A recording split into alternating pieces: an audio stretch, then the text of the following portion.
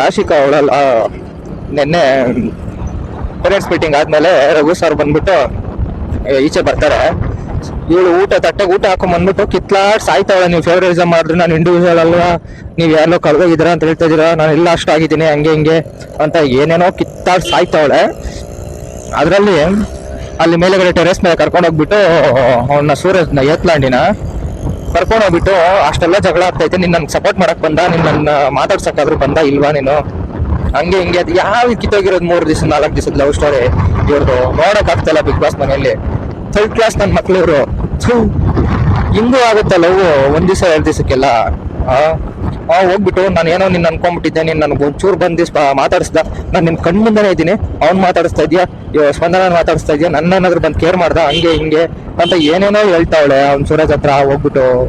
ಯಾವ್ದು ತಿರುಪೇಶೋಕೆ ಅಂತ ನನಗೆ ಗೊತ್ತಾಗ್ತಾ ಇಲ್ಲ.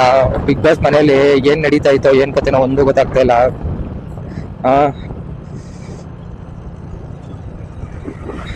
ಏನ್ ಇವರು ಗೊಬ್ಬನನ್ ಮಕ್ಳು ಆಟ ಆಡಕ್ ಬಂದವರು, ಲವ್ ಮಾಡಕ್ ಬಂದವರು, ಹಿಂಗೆ ಪ್ರತಿ ಸೀಸನ್ ಅಲ್ಲೂ ಹಿಂಗೆ ಆಡ್ತಾ ಇದ್ರು ಒಬ್ಬಲ್ಲ ಒಬ್ರು.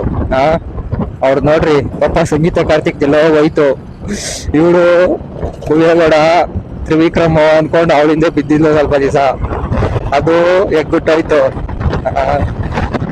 ಈ ತಿರುಪೇಶ್ವರಕ್ಕೆ 2-3 ದಿವಸದ ನಾವು ಕ್ರಿಂಜ್ ನೋಡಕ್ ಆಗ್ತಾ ಇಲ್ಲ ಬಿಗ್ ಬಾಸ್ ಅಲ್ಲಿ. ಇವಳದು ರಾಶಿಕದು, ನೀನ್ ನನಗೆ ಸಪೋರ್ಟೇ ಮಾಡಿಲ್ಲ, ನೀನ್ ನನ್ನ ಆಟ ಮಾತಾಡ್ಸಕ್ ಬಂದಿಲ್ಲ, ಹಂಗೆ ಹಿಂಗೆ ಏನೇನೋ ಹೇಳ್ತಾವಳೆ. ಅವನು ಹಂಗೆ ಅವನೇ.